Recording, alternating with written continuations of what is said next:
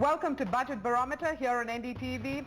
Every day we've been taking stock of budget expectations and assessing the probability of those expectations being realized in Budget 2017 when Finance Minister Arun Jaitley presents it on the 1st of February. This we've been doing in association with BMR Associates, and today it's the turn of the defense sector analysis. Joining us is Gokul Chaudhri, Leader Direct Tax at BMR Associates. Always a pleasure to have him on the show. Gokul, many thanks. Let's get straight to it. I could argue that 2016 has been a year of policy progress for the defense sector. Expand on that thought and tell me if you agree. Well, there's no doubt that this government since 2014, when they came into power, have been doing a number of measures which have been, in the long term, very, very useful for this sector. Firstly, they brought out a number of amendments to the defense procurement policy, which is very good. They brought in 100% for investment from the private sector into this industry, which is again very good. And then they started liberalizing foreign direct investment into defense, which they brought in automatic up to 49% and then said, well, we can take it up to 100% if we are able to get state-of-the-art technology. So from a defense policy perspective, the government has been doing a number of things and which have been very useful.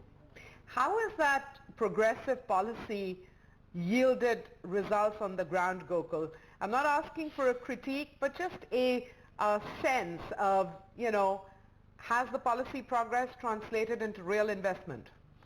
I think when you look at defense manufacturing, it's a new industry. It's a sunrise industry. It's also one of those industries which can become a champion industry for India. But it needs a little bit of time for it to build up because this is not an easy industry. It's a very strategic sector. There are a number of rules and regulations. There are security concerns, there are strategic concerns, and therefore some of the build-up has been relatively slow. That said, most of the defense players recognize India, have been familiar with India, and are keen to build a footprint in India. Now again, a theoretical construct for the to-do list. Before we dive into the, taxes, direct taxes, indirect taxes, theoretically speaking, what can be done to move this forward in a substantial fashion? I think a couple of things which is there. When they changed the policy in 2014, they followed it up with an FAQ, which is very useful because that made people able to interpret the policy. And when you're able to interpret the policy well, you're able to implement it quicker. I think if they were to follow up on having far more FAQs on relation to the policy, I think decision making will become a little easier. One is that part. The second part which is there is that there are some anomalies which are still there, which need to be ironed out. Most of the people in the defense sector have been made aware of these issues, and I think the important part is that some of the large contracts have been now issued out, whether it's a Rafale deal or the artillery contract, which have a massive offset program. And when we are able to start implementing those contracts and the offset, which is 30%, will start flowing in, that's when the SME sector will get extremely busy over the next few years. Okay, so let's dive straight into the taxes now, shall we?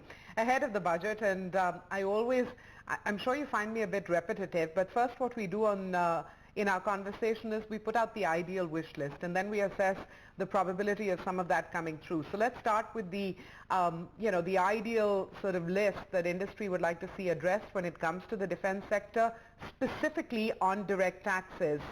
And there are details here, Gokul. Let's take a moment to explain some of the more important details. When we look at the details, there are a couple of aspects which are here. One, when you import goods into India, they are exempt from taxes in a major way as far as the defense sector is concerned. But when you import services, which is technology which is required, then there is a particular provision in the tax laws which gives an exemption from the levy or withholding taxes as long as the signatory is the government, and secondly, the government considers it to be in national interest. So therefore, import of services and import of technology has a certain framework. This is important because as India now moves towards a massive build-up for the Make in India, the import of technology is not just going to be by the government but also by the defense PSUs. Therefore, the first thing that needs to happen is that the import of technologies and services by the defense PSUs will need to be amended in the law such that their import of the technology, their import of services has the same outcome, which is an exemption from withholding tax, as if these were being supplied directly to the MOD. This is one part which is there. It is an important part because I think as we move for indigenization, the import of technology and the import of services is going to become a far more important component. And I think the defense PSUs have an important role to play in the indigenization, and therefore their having the ability to give the exemption or their contracts to have the exemption is a very important play in here. The second part which is there is that in the last budget, the finance minister, to incentivize the Make in India program for the defense sector, brought in certain custom duties to be able to provide a level playing field and incentivize domestic manufacturing. But what that has led to is an anomaly. The anomaly is that we've got an inverted duty structure. What is this inverted duty structure? So if you look at the artillery, for example, it is when you import the components, you've got a 12% duty, and then you have the manufacture of the guns where the excise duty is only 6%. So you really have 12% input cost and only a 6% output duty. You got a log jam of your credits. It's a small technical issue, but you're losing money in the supply chain. So what can the finance minister do? Quite sensibly, either he can reduce the CVD that applies on the import of the components, or he increases the excise duty on the manufactured guns. Either way, we are able to then resolve the buildup of taxes in the contracts. Okay. I just wanted to again refer to one or two things which I know that your research at BMR and Associates has thrown up. One is to perhaps enhance the FDI limit under the automatic route from 49 to 51. In percentage terms, it may not seem like much, but strategically it's important to foreign investors. Expand on that, Gokul. When we are talking about foreign investment coming to projects, we are wanting to have state-of-the-art technology-based projects. Now, most of these defense companies are subject to export controls in their home countries, which means that if you're a French defense company or you're an American defense company, you have certain restrictions on exporting technologies. However, those export regulations become easier to overcome if you're able to convince your home country that you have control over the joint venture into which you're exporting such sensitive technologies. Hence, if you had 51% control of the joint venture in India, the export of sensitive technologies will become far easier and more efficient. Now, there's no denying the fact that the government of India is saying that, well, if you need 51%, you come, you apply to us, and then we will decide and we'll take you through the Foreign Investment Promotion Board.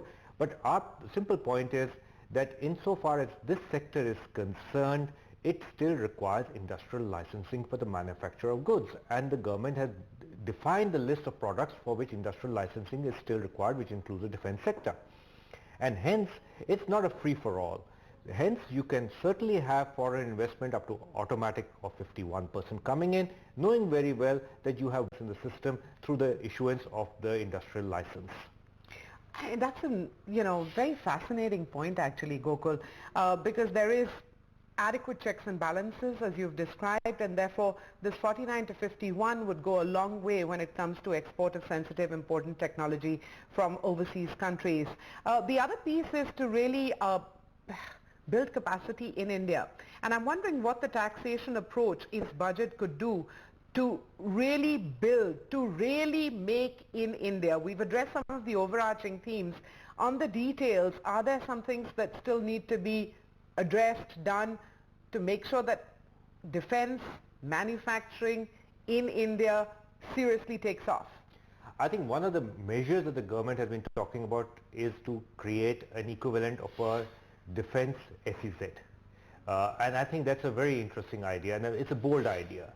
Because if we are able to create such a framework in which we are able to then deal with all the other tax issues and isolate those tax issues, I think we'll be doing a great job. Because today when we are importing 70-75% of our defense needs into this country, these products are not carrying any Indian tax costs in it. The minute you're going to do the Make in India and you're going to embed all of the Indian taxes into the value of the product, your value of the product will go up because of Indian taxes. And therefore, the whole purpose is to create a defense industry in India, create jobs in India, bring in the technology, and create the whole ecosystem around it, I think taxes should be given a little bit of a backseat for the next few years when the build-up of this industry takes place. And I think creating the defense SEZs could be one such way to go through this process.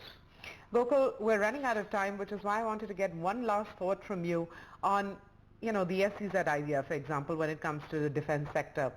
Is it an idea that's in flavor? What I'm asking is, what is the probability of some of what we've discussed coming through in this budget? I think if we want to accelerate the Make in India for defense, this is a great idea to do. If we want to allow the Make in India program for defense to take its natural course, it's going to take a few more years, which goes back to your first question, how quickly can we move on in this space? And I think the more bold we are, the quicker we will be. And you rate the likelihood of that happening as pretty high? Well, the current finance minister did hold a defense portfolio for the first few months, if not the first full year, and I think he's conscious of that. He's also conscious of the fact that if he has to create jobs in this country, he has to create new industries in which manufacturing is core, and I think defense is one of those industries. Well, Gokul, I know I was supposed to talk to you about the aerospace sector as well, but the defense conversation has been fascinating and all-encompassing. Many thanks for your time and insights here on NDTV. On that note, we're going to take a very quick break. When we return, we'll talk to Dheeraj Mathur, partner and leader, National Aerospace and Defense Practice at PwC. Catch that conversation. It's the continuum of the one we've just had.